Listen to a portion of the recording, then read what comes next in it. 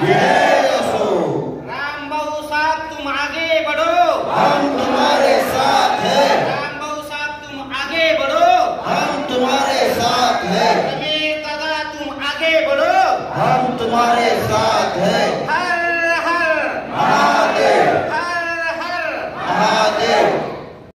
रामभाऊ विठ्ठल सातपुते यांना पाठिंबा देण्यासाठी आपले कोळी महाकार्यक्रमाचे अध्यक्ष तथा विधान परिषद आमदार रमेशदादा पाटील साहेब यांच्या अध्यक्षतेखाली हा कार्यक्रम आयोजित केलेला आहे।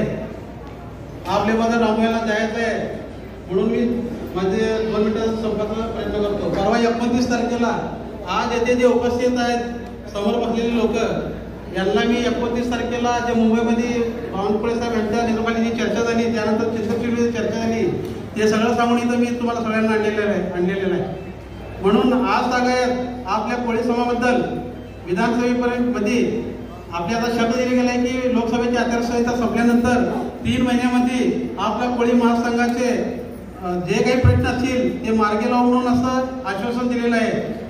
आणि 400 खासदारांमध्ये आपले रामभाऊ सातपुते असतील, रामभाऊ सातपुते असतील, आपल्याला त्यांना फार मोठ्या संख्येने त्यांना निवडून द्यायचं आहे। प्रत्येकाने विचार करायचा आहे। रामभाऊंना जर आपण पाठवलं, मगाशी ते म्हणाले की तुमचे काही प्रश्न असू द्या, मी तुमच्या बरोबर आहे, मी दिल्लीत गेल्यानंतर तुमच्या प्रश्नाला वाचा फोडणार आहे। खरं म्हणजे असं कोणी सांगत नाही, परंतु आपले उमेदवार आहे त्यांना ते तरुण तडफदार आहेत, त्यांना संपूर्ण समाजाच्या इतर समाजाच्या जाणीव आहे की समाजाचे प्रश्न काय असतात। खरं म्हणजे या ठिकाणी मला आवर्जून सांगावं असं वाटतंय की मोदी साहेबांचं हे इलेक्शन आहे। मोदी साहेबांचे हात बळकट करायचे आहे आणि बळकट याच्यासाठी करायचं की मोदी साहेबांनी जागतिक नेतृत्व करावं, त्याच्यासाठी आपल्याला सातपुते साहेबांना निवडून द्यायचं आहे। जर आपण 400 खासदार निवडून दिले तर निश्चित आपले मोदी साहेब जगातलं नेतृत्व करतील। आज आपल्याला कल्पना आहे मोदी साहेबांनी किती अनेक गोष्टी आपल्यासाठी इथं करून दिलेल्या आहेत। तुम्हाला सांगतो, सामाजिक, आर्थिक आणि शैक्षणिक क्षेत्रामध्ये फार मोठा बदल झालेला आहे। या 10 वर्षामध्ये एवढा बदल घडला नव्हता, तेवढा बदल या 10 वर्षात घडलेला आहे।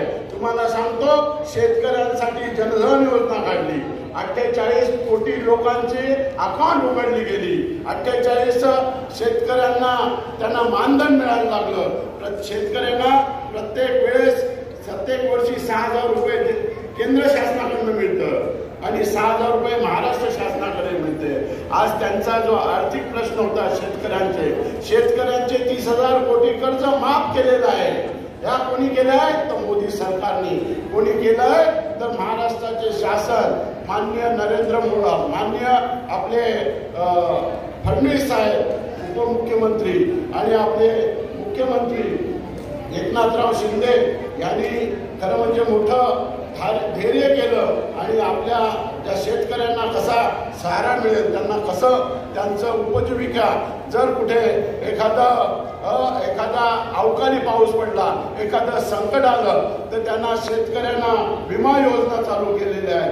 विमा योजनेमधनं त्या शेतकऱ्यांचं नुकसान भरपाई मिळत असते। खरं म्हणजे आपल्या संपूर्ण भारताच्या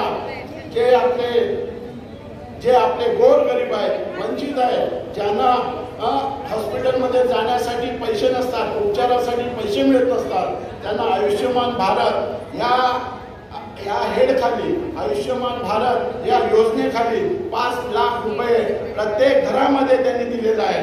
प्रत्येक घरटी त्यांनी 5 लाख रुपये ज्यांना खर्च करण्याची, मेडिकलमध्ये आरोग्यासाठी ज्यांच्याकडे ऐपत नसेल अशा प्रत्येक घरामध्ये त्यांनी 5 लाख रुपयाचं खरं म्हणजे अनुदान द्यायला सुरुवात केलेली आहे।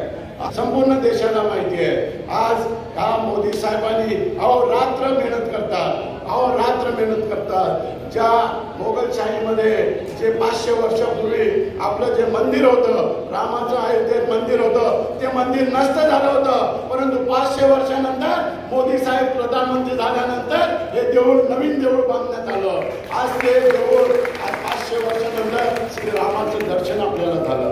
हा देश हिंदूंचा आहे।